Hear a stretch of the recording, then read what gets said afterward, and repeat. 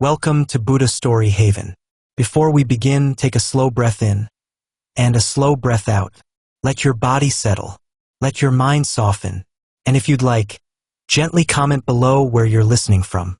Your presence helps this channel grow and helps these stories reach more hearts that need comfort. Tonight, you will hear gentle Buddhist sleep stories for heavy hearts. Stories meant to ease sadness, calm anger, and release resentment so you can fall asleep in peace. Let these stories wash over you softly. Let every word become a warm light that loosens the tightness in your chest and quiets the noise in your mind. Now rest, and let the first story begin. Story 1. The Old Lantern and the Heavy Heart. Long ago, in a quiet village hidden between soft green hills, there lived an old monk named Ananda. He carried a lantern everywhere he went. A small, cracked lantern that flickered with a soft golden light even on the darkest nights. One evening, a young woman approached him. Her eyes were swollen from crying. Her hands trembled as if holding a burden too heavy to name. She said, "Master Ananda, my heart is heavy, cannot sleep, cannot smile. Sadness follows me everywhere. Like a shadow I can't escape." Ananda looked at her gently and held up his lantern. "Tell me," he asked, "what do you see in the lantern's light?" The woman wiped her tears and stared into the dim flame. "I see a small fire," she whispered. "It's warm, it's steady.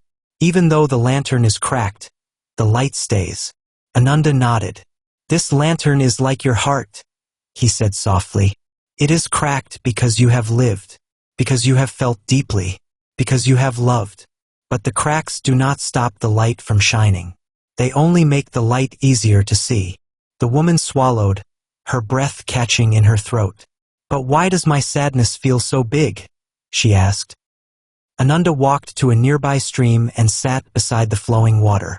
"Hold your sadness like you would hold a child," he said. "Not to cling to it, but to soothe it, to comfort the part of you that is hurting." She sat beside him, listening to the water melt around the stones. "Pain visits everyone," he continued, "but suffering grows when we push it away. Let the sadness be here, and in time, it will walk away on its own." The woman closed her eyes. For the first time in months, she felt the heaviness lighten. Not disappear, but soften, as if finally allowed to breathe. As the moon rose above the hills, she rested her head on her knees and slipped into a peaceful sleep by the stream. And the old lantern's light, soft, warm, unwavering, glowed steadily through the night, cracks and all. Story 2. The River That Swallowed Anger. Far beyond the village, where the mountains opened into misty valleys, lived a young man named Hiro. Hiro was known for his anger. He carried it like a burning coal in his fist, hard, tight, scorching. Even small things ignited him. Careless word, a broken tool, a delay in the day's work.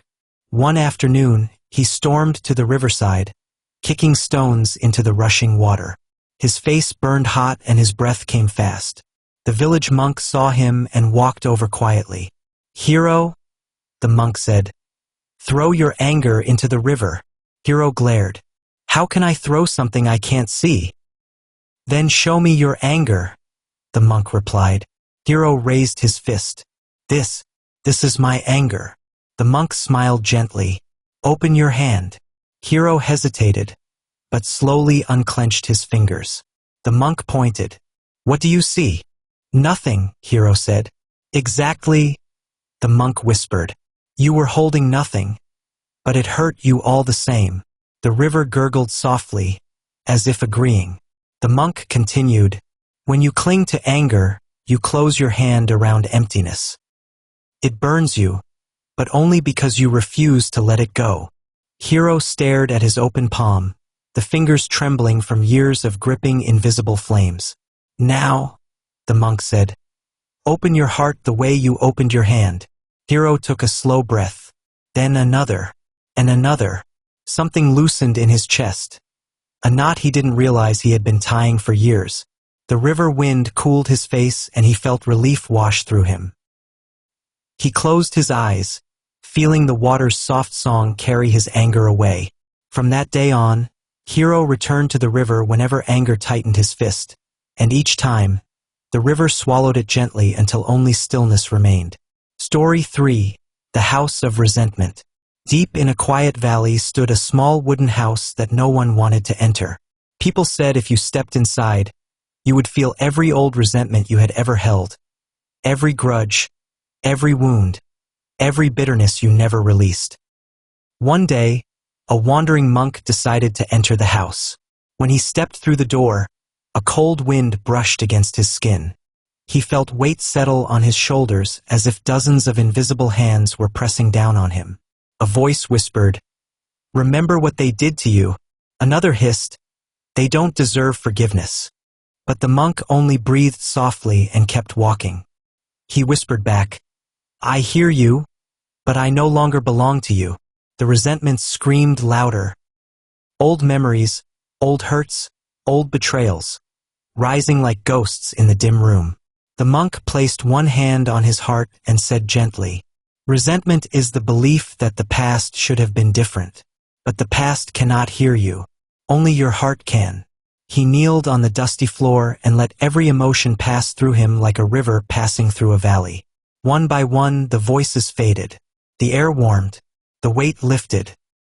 When he finally stepped outside, the house behind him creaked and collapsed. Not from destruction, but from release. It had served its purpose. Its walls no longer needed to hold what had already been let go. The monk walked down the path light as sunlight, free from what once haunted him. Part 2.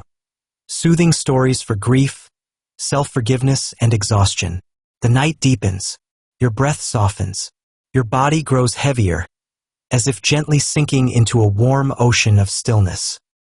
Allow the next stories to drift through you like soft lanterns floating across a calm lake. Let them hold you the way the world has not always known how to hold you. Story 4. The Tea House of Quiet Grief. In a forest of towering cedar trees stood a small tea house known only to those carrying grief. People said the tea brewed there could soften even the hardest sorrow.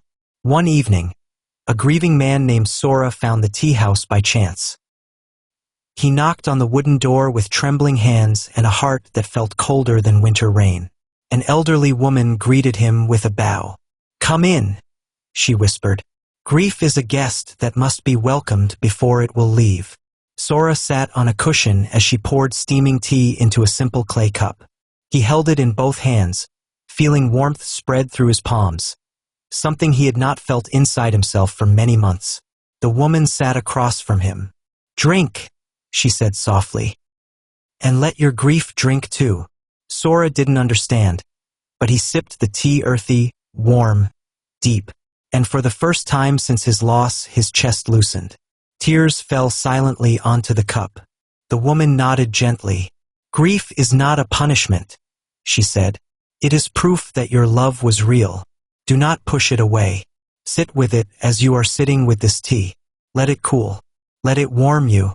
Let it say what it came to say." Sora stayed until the moon rose high above the forest.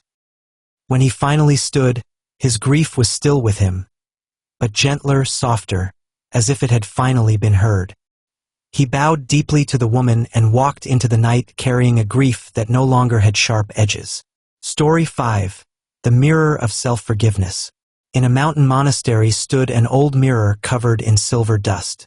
The monks called it the Mirror of True Seeing. One day, a woman named Aya arrived at the monastery, tormented by guilt. "I have made mistakes," she said. "I cannot forgive myself. Every time I close my eyes, I see what I should have done differently." An elderly monk led her to the dusty mirror. "Look," he said. She wiped the surface and stared at her reflection. Eyes tired, face worn, heart aching. "This mirror shows only one thing," the monk whispered. "It shows that you are human." Aya's eyes filled with tears. "But I did wrong," she said. "I hurt people. I failed. I regret so much." The monk touched her shoulder with gentle compassion. "You see your mistakes as scars," he said. "But scars are not signs of failure. Scars are proof that you healed." Aya covered her face as tears flowed freely. You cannot punish yourself into becoming better, the monk continued. No one has ever found freedom through self-hatred. You can only grow when you forgive the person you were for not knowing what you know now.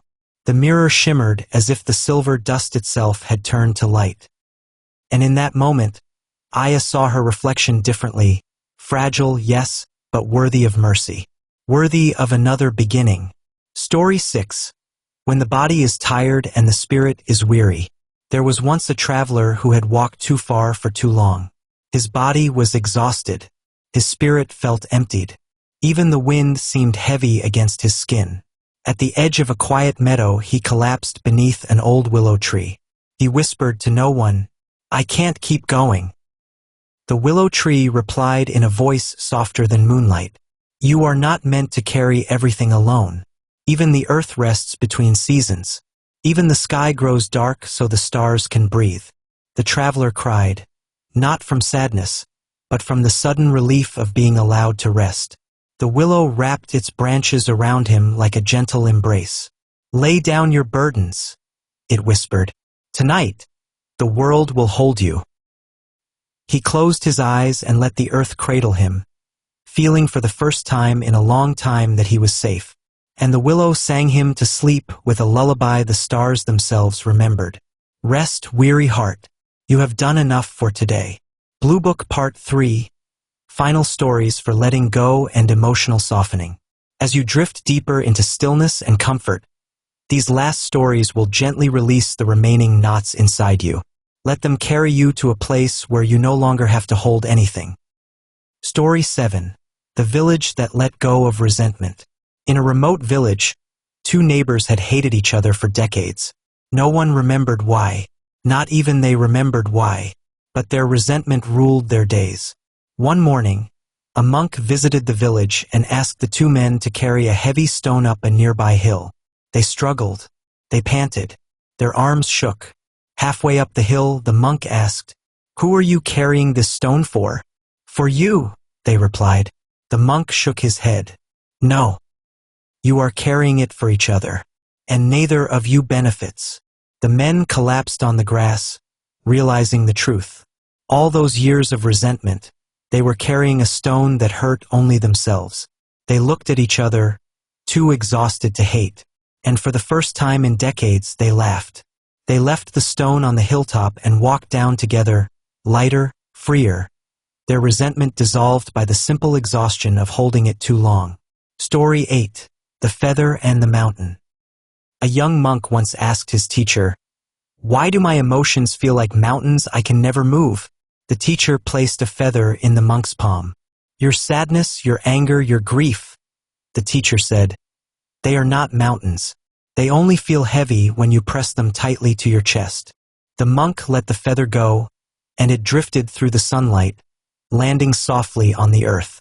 "See," the teacher whispered, "the moment you stop gripping, everything becomes light." The monk felt tears in his eyes, tears not of pain, but of release. The feather rose again with a gentle breeze, and so did the monk's heart. Story 9. The breath that heals everything. There was once an old healer who said only one thing to everyone who visited him. "Breathe." People would come to him with grief. He would say, "Breathe." People would come with anger. He would say, "Breathe." People would come with heartbreak. He would say, "Breathe." One day a young woman asked, "Why do you only say one thing? How can my breath possibly heal my life?" The healer smiled. "Because your breath is the only moment that touches both your body and your mind. It is the doorway through which every wound finally decides to leave." She sat with him and breathed, slowly, deeply, gently, and each breath softened her pain until she felt her heart float like a small boat on a vast, peaceful ocean. Blue Book Conclusion. Rest now, heavy heart. The stories have been told. Your mind has softened. Your breathing has slowed. Your heart, the one that carries so much, is finally loosening its grip. Let these final words guide you into quiet sleep. You are allowed to rest. You are allowed to let go. You are allowed to forgive yourself. You are allowed to release what hurts. You are allowed to be free from the weight of old memories. Tonight, let your anger dissolve. Let your sadness soften. Let your resentment melt away like snow beneath morning sun. You have carried enough. You have survived enough. You have done enough. Now rest. Breathe softly. Sleep deeply. May you be peaceful. May you be gentle with yourself. May your dreams be light. And may your heart wake tomorrow a little less heavy and a little more free. Good night, and thank you for listening to Buddha Story Haven.